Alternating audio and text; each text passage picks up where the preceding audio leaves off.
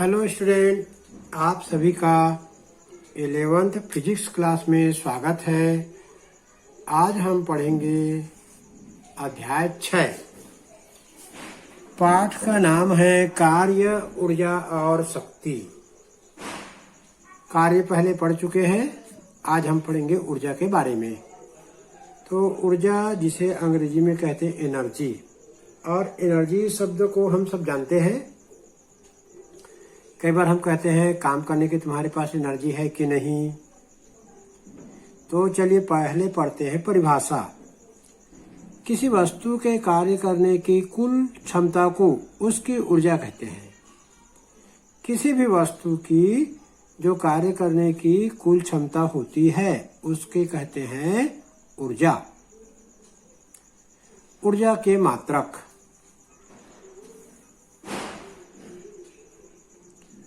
ऊर्जा के वे ही मात्रक हैं जो कार्य के हैं। ऊर्जा का ऐसा ही मात्रक जूल होता है। यह एक अदिश राशि है।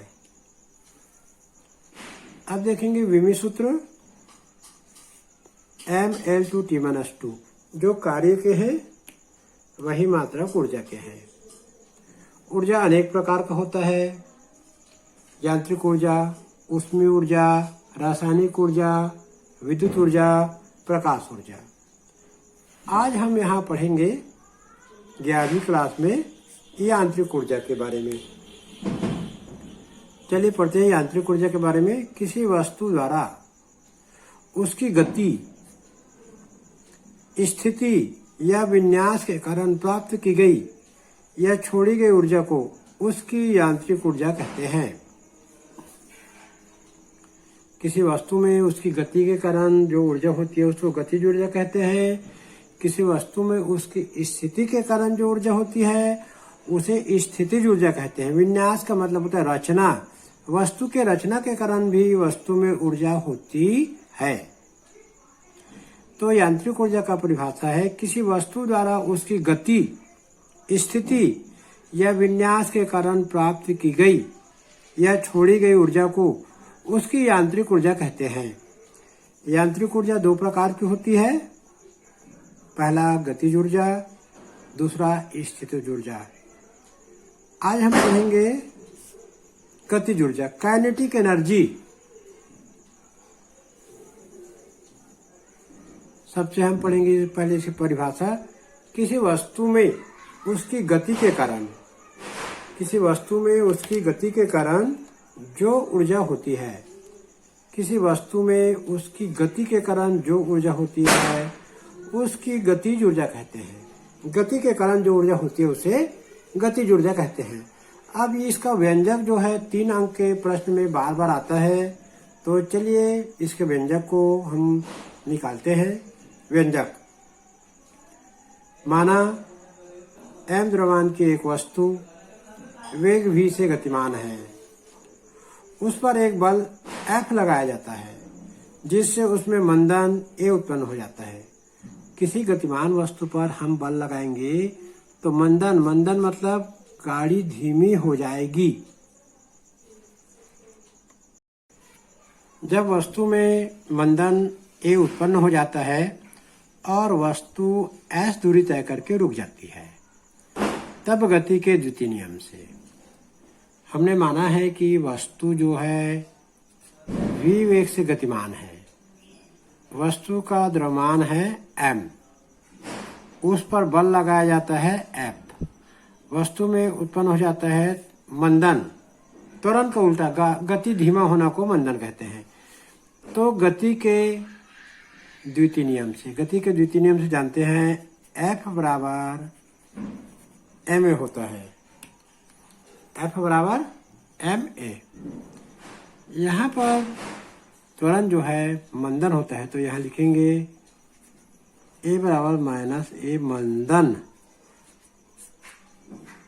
तो F equal to minus ma। a यहाँ पर माइनस ले लिए तो ये माइनस हो जाएगा।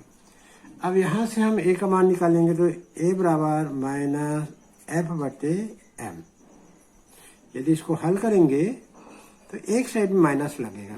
a इक्वल टू आ गया माइनस f बटे m। गति के तृतीय समीकरण से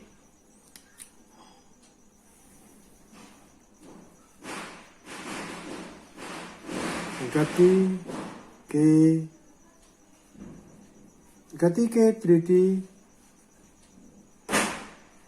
समीकरण से गति के तृतीय समीकरण से हम जानते हैं कि गति का तृतीय समीकरण v स्क्वायर बराबर u स्क्वायर प्लस 2as।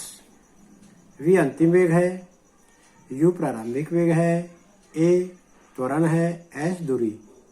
यहाँ पर गाड़ी रुक जाती है, वस्तु s दूरी तय करके रुक जाती है। रुक जाती है वस्तु मतलब अंतिम वेग 0 लेना है। यहाँ पर v बराबर 0,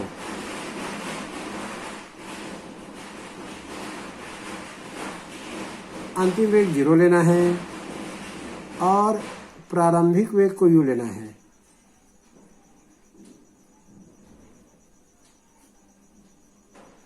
प्रारंभिक वेग हम मानते हैं u बराबर v, क्योंकि जब हम शुरू किए हैं तो माने हैं कि प्रारंभिक वेग जो है v है। इस समीकरण में u की जगह v रखना पड़ेगा, a की जगह माइनस a रखना पड़ेगा, या a की जगह हम लोग वैल्यू रख देंगे यहां से minus f upon m value रख देंगे। s की जगह ac रखना है। चलिए इसमें मान रखते हैं, v की जगह 0 रख देंगे, अंतिम वेग 0 तो 0 का स्क्वायर, u की जगह अंतिम वेग प्रारंभिक वेग v माने तो v का स्क्वायर प्लस 2, a की जगह माइनस f अपॉन m रखना है और s की जगह s। चलिए इसको हल करेंगे अब, तो ये 0 हो गया, ये आ गया v स्क्वायर, ये माइनस है तो यह माइनस हो जाएगा 2f into S upon m। अब इसको हम माइनस है लेफ्ट में ले जाते हैं, या का निशान लगा देंगे, 2f इंटू एस बटे m बराबर v स्क्वायर जाती रहेगा दाहिनी साइड, ये बाएं साइड आ जाएगा। यहाँ से हमको f इंटू एस का मान निकालना है, तो m 3 गुना होकर m v स्क्वायर 2 नीचे आ जाएगा, f इंटू एस बराबर m v स्क्वायर बटे 2। तो वस्तु द्वारा किया गया कार्य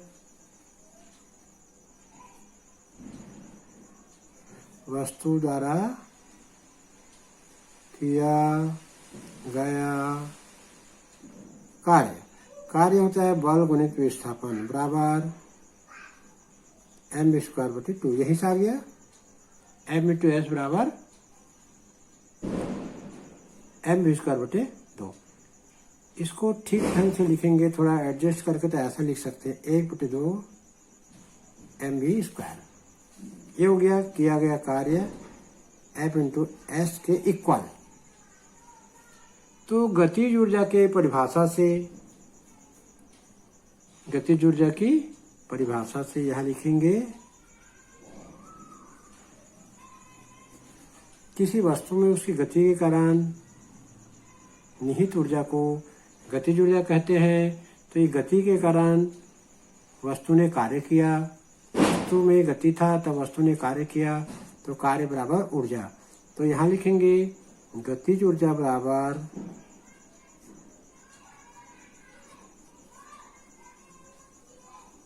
F into S. F into S का मान होता है 1 बटे 2 mv स्क्वायर और गतिज ऊर्जा को दर्शाते से K से E से। काइनेटिक एनर्जी, तो ये सूत्र आ गया काइनेटिक एनर्जी बराबर 1 बटे 2 mv स्क्वायर। तो यही गतिज ऊर्जा का सूत्र है। हमने देखा गतिज ऊर्जा के व्यंजक बनाते समय 2 नियम का उपयोग यहाँ पर हमने किया है। पहला है न्यूटन का गति का द्वितीय नियम उपयोग किए और थोड़ी देर बाद में तृतीय समीकरण का उपयोग किया गया है। यदि हम दोनों नियम को जान लेते हैं, गति का द्वितीय नियम F इक्वल टू एम से गाड़ी धीमी हो जाती है, तो ए की जगह माइनस एफ अंदर रख देंगे, एफ का मान ए का मान निकालेंगे माइनस एफ अपॉन एम। गति के तृतीय समीकरण लिखेंगे v स्क्वायर बराबर v स्क्वायर प्लस 2as। गाड़ी रुक जाती है, गाड़ी पर बल लगाया जाता है तो अंतिम वेग 0 हो जाएगा। प्रारंभिक वेग में हमने शुरू में माना है कि वस्तु जो m द्रव्यमान की वस्तु है v वेग से गतिमान है, तो प्रारंभिक वेग को v मानेंगे। त्वरण a का मान यहाँ निकल चुका है, माइनस एफ अपॉन एम निकल चुका है। गति के तीसरे समीकरण में मान रख देंगे, v के 0, u का v, प्लस के जगह प्लस, 2 के जगह 2 इंटू ए के जगह minus F upon M into S. इस सूत्र को थोड़ी देर आगे हल करेंगे, एफ इंटू एस का मान मिलेगा एम बी स्क्वायर बटे 2। तो वस्तु द्वारा किया गया कार्य ही ऊर्जा कहलाता है। तो एफ इंटू एस का मान 1/2 एम बी स्क्वायर। तो यही जो किया गया कार्य है वस्तु में गति के कारण कार्य किया, तो गतिज ऊर्जा बराबर एफ इंटू एस, और गतिज ऊर्जा के E kinetic energy equal to 1/2 M V square.